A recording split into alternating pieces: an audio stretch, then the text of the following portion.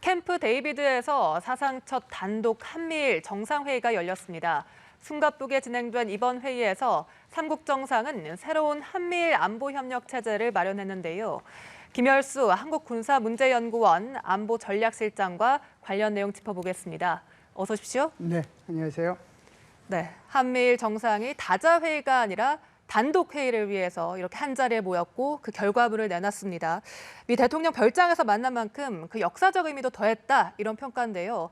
이번 결과물에 대해서 어떻게 생각하십니까? 네, 결과물도 원래 계획된 것보다 훨씬 더 좋았다고 저는 생각을 하고요. 네. 그래서 이제 캠프 데이비드의 원칙이라든지 정신이라든지 또는 공약이라든지 이 세 가지 문서가 나왔는데 이걸 통해 가지고 전체적으로 이제 우리가 좀 봐야 될 필요가 있는데요.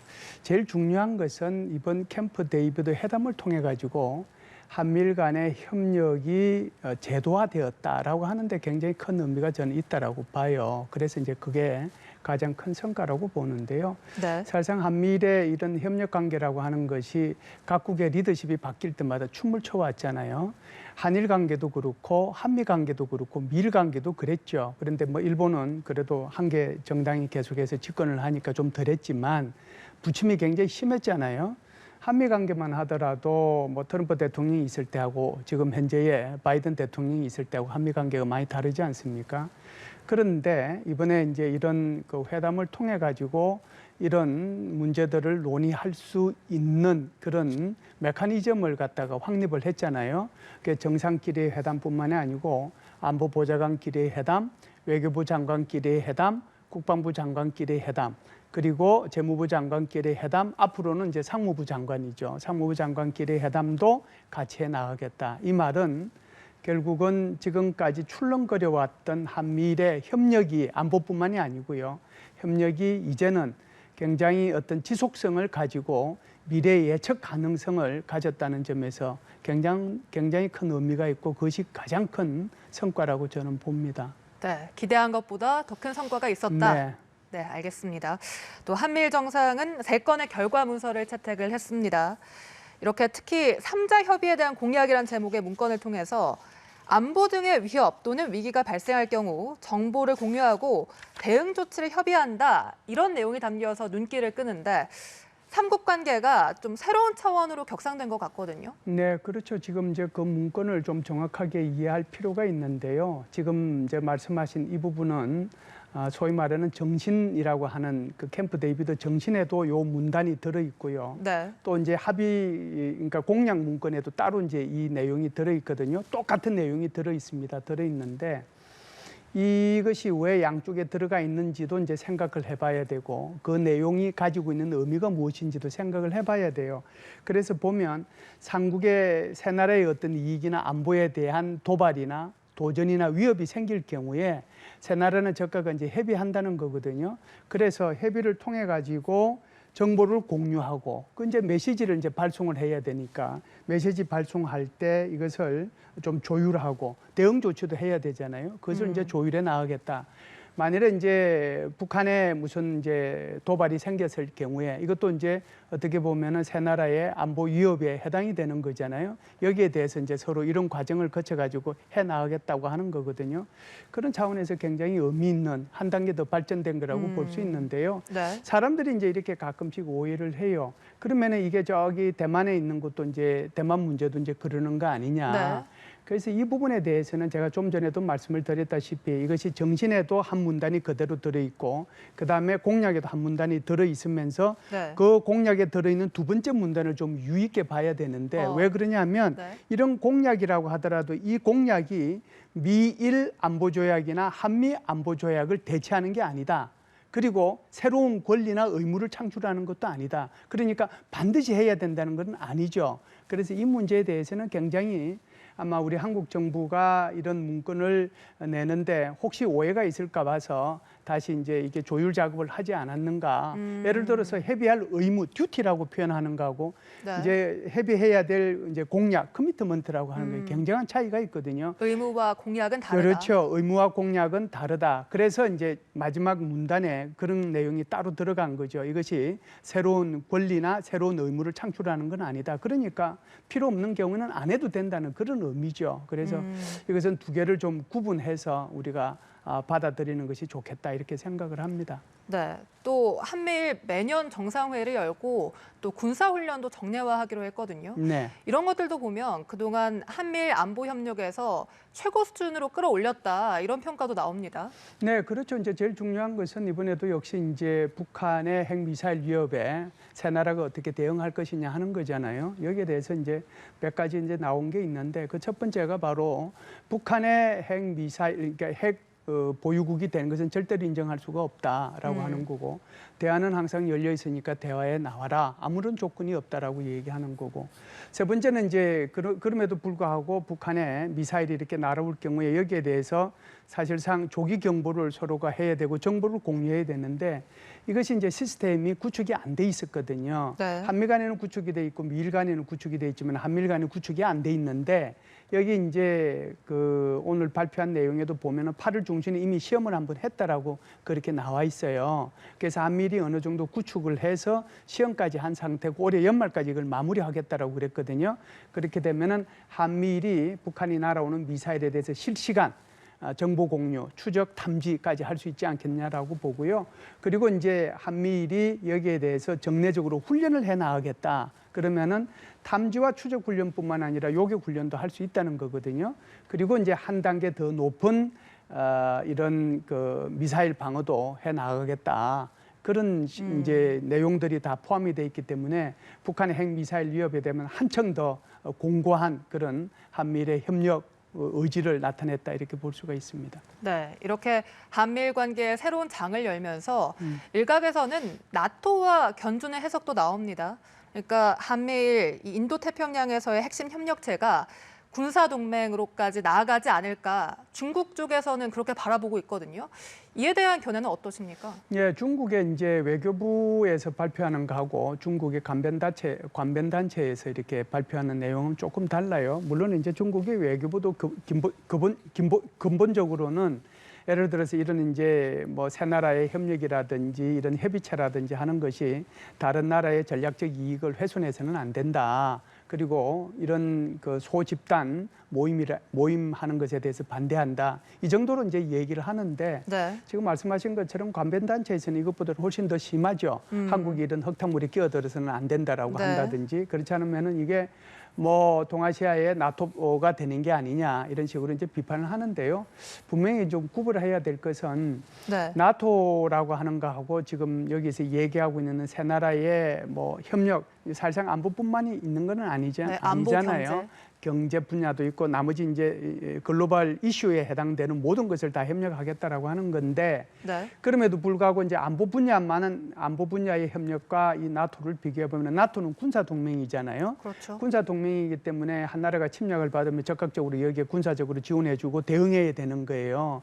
그런데 한미일 여기 안보 협력이라고 하는 것은 좀 전에도 우리가 논의를 했지만 여기에 대해서 어떻게 세 나라의 이익과 안보를 위협하거나 침해하거나 이렇게 도발하거나 생기면 그 세 나라가 모여서 여기에 대해서 협의하겠다라고 하는 거잖아요. 그러니까 그 내용은 동맹하고는 완전한 차이가 있다 이렇게 말씀을 드립니다. 그리고 현재의 한미동맹과 미일동맹은 그대로 유지가 되는 거다. 네. 그리고 이것이 대체되는 것이 아니라고 하는 것을 분명히 못을 박아놨습니다. 네, 한미일 모두 군사동맹 가능성에는 선을 긋고 그렇죠. 있습니다.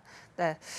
이런 가운데 또 북한 미사일에 대한 정보를 실시간 공유체계 구축한다. 또 북한을 압박하는 내용이 다수 담겨 있어서 이에 대해 북한은 어떻게 반응을 할까요? 북한이 도발 가능성도 있습니까? 북한은 아주 좋은 빌미가 생겼다라고 생각을 하겠죠. 사실상 이제 많은 분들이 이제 오해도 하시고 그러는데 이게 이제 한미일이 자꾸 이렇게 안보 협력을 강화하고 하니까 북한이 도발하는 거 아니냐. 이것은 인과관계가 완전히 거꾸로 된 거예요. 사실상 북한의 핵 미사일 위협이 점점 고도화되니까 여기에 대응하기 위해서 통합된 억지력이 필요한 거거든요. 한국 혼자만의 억지력 가지고 안 되니까 한미가 필요한 거고 한미일이 필요한 거고 또 필요하면은 나토까지 필요한 거고 국제사회가 다 힘을 합쳐서 북한이 도발하지 못하도록 억제력을 발휘하는 거거든요. 그런데 이제 북한이 여기에 대해서 이제 반대로 얘기하는 거죠. 한미일이 이렇게 자꾸만 협력하고 그다음에 북한에 대해서 적대시 정책을 추진하고 전략 자산을 전개하고 훈련을 하고 그렇게 하니까 뭐 우리가 여기 핵 미사일을 개발하지 않을 수밖에 없다. 안 할 수가 없다. 그래서 이제 이번에 8.18 이걸 계기로 해가지고 도발할 가능성이 있고요. 이제 다음 주 월요일이죠. 당장 UF에서 훈련이 있지 않습니까? 그래서 네. 얼지 프리덤 쉴드 훈련이 있기 때문에 이걸 기회로 해서 북한은 아마 전략적 도발을 할 가능성이 있는데 가장 큰 것은 아무래도 ICBM 계열의 그런 도발이 있을 수 있고 또는 이제 북극성 4형, 5형의 도발이 있을 수 있고 그리고 북한이 5월 30날인가요? 그때 발사해가지고 실패한 북한의 그 군사위성이라고 하는 천리마 그것을 재발사할 수도 있는 것이죠. 네, 이렇게 한미일 정상이 중국을 어느 정도 수준에서 언급할 것인가, 공동성명에 어떻게 언급이 될 것인가 부분도 많은 주목이 됐었는데 삼국 정상 차원의 공동성명에서 중국이 직접적으로 명시가 됐습니다. 이번이 처음인데 이건 어떻게 해석하십니까? 예, 지금 말씀하신 것처럼 이제 한미일 정상회담이 사실상 이번까지 합하면 모두 이제 13번이 있었죠. 13번이 있었는데 1994년부터 13번에 이르기까지 이렇게 중국을 직접적으로 이렇게 언급해서 발표한 네. 것은 이번이 처음이라고 저는 생각을 합니다. 네. 그만큼 이제 중국의 위협이 많이 이제 노골화되었다 보고 또 가시화되었다라고 보는데요. 제일 중요한 것은 현상 변경을 무력으로 하거나 힘으로 또는 강제적으로 현상 변경을 하면 안 된다라고 하는 것이 이제 핵심이거든요. 유엔의 그 헌장에도 보면 제일 중요한 것이 주권의 존중, 영토의 불법적인 침범 이런 것은 하면 안 되는 거거든요. 그런데 지금 중국이 하고 있는 것은 남중국해에서 인공섬, 섬을 갖다가 전부 다 매립해가지고 인공섬을 만들고 있지 않습니까? 그 인공섬에다 지금 뭐 하고 있느냐 하면은 군사 기지하고 있단 말이죠. 게다가 이제 해상경비대 우리로 보면 거기도 이제 무력을 싣고 그 심지어 이제 민병대 어선들도 있거든요. 이들이 이제 불법적인 행동을 한단 말이죠. 그러니까 이런 것들에 대해서 이제 반대한다는 거고요. 게다가 이제 이 남중국해에 대해서는 항행과 항공에서의 그 비행의 자유 이것을 강조했을 뿐만이 아니고 대만 해협에서의 평화와 안정 이것도 굉장히 중요하다 이런 내용들을 직접적으로 이제 얘기했다라고 봐야죠. 네, 이렇게 저희가 북한, 중국의 반응을 계속 예측해 보고 있습니다만 이렇게 한미일이 밀착을 하면 자연스럽게 북중러 더 공고해지진 않을까 이런 생각이 들거든요. 실제로 푸틴 대통령이 오는 10월 중국을 직접 방문할 계획이라고 하고 여기에 김정은 위원장이 합류할 가능성도 있습니까? 참 이게 이제 아이러니라고 보고요. 딜레마라고도 볼 수 있는데 북한 핵미사일 위협이 고도화되니까 한미 간의 관계가 강화될 수밖에 없고 한미일의 안보 협력을 할 수밖에 없는 거잖아요. 그러다 보니까 이제 다시 북한의 입장이나 중국과 러시아 입장에서 보면은 자신들을 이제 적대시한다라고 생각하니까 자신들도 이제 북한을 하나의 칩으로 이제 사용하고 싶은 거죠. 중국도 북한을 칩으로 사용하고 싶고 러시아도 이제 북한을 칩으로 사용하고 싶은 거죠. 그래서 러시아의 쇼이구 국방부 장관이 와가지고 군사 협력을 얘기하면서 북한의 무기를 많이 이제 싣고 갔잖아요. 아마 앞으로도 더 갈 거고 그런 차원에서 보면은 지금 10월 달에 푸틴 대통령이 중국을 방문해서 중러 간의 정상회담이 있는데 이때 이제 북한의 지도자를 부를 건가 안 부를 건가 하는 것이 아마 초미의 관심사가 될 겁니다. 네. 제가 볼 때는 9월 달에 항저우 아시안 게임이 있어요. 항저우 아시안 게임이 있는데 그때에 아마 폐식 때 뭐 푸틴 대통령이 혹시 오게 되면 아주 자연스럽게 이게 아시안 게임의 폐식 때 정상회담이 참석하는 것은 아주 자연스러운 거니까 그걸 계기로 해가지고 김정은을 초청할 수도 있겠다 하는 생각은 들어요. 네. 그럼에도 불구하고 지금 북중러의 관계를 보면 북한과 중국, 중국과 러시아와 북한 이런 관계는 심화되고 있는데 아직까지는 북중러가 지금 한미일처럼 이런 관계로 심화되거나 또는 정상회담을 한 것은 아직 한 번도 없거든요. 그래서 지금 아주 좋은 질문을 하셨는데 정말 이번에 중러 간의 정상회담이 있을 때 북한에 김정은을 초청을 하고 또 김정은이 거기에 참석하느냐 하는 것을 예의주시할 필요가 있고요. 네. 만일 만일 그렇게 참석할 경우에는 이 한중일과 북중러의 남방 삼각관계와 북방 삼각관계가 굉장히 공고화되고 그것이 공고화됨으로 인해서 한반도에서는 굉장히 좀 신냉전적 기류 그런 분위기가 형성이 될 수도 있다 이렇게 봅니다. 네, 이번 한미일 정상회의 이후에 동북아 질서에 큰 변화가 온 건 맞는 것 같습니다. 또 한미일 정상회의에 앞서서 한미 정상회담도 4개월 만에 진행이 됐거든요. 네네. 바이든 대통령이 워싱턴 선언이 충실하게 이행되고 있다라고 평가를 하면서 네네. 큰 만족감을 드러냈습니다. 예. 그 배경은 뭐라 보십니까?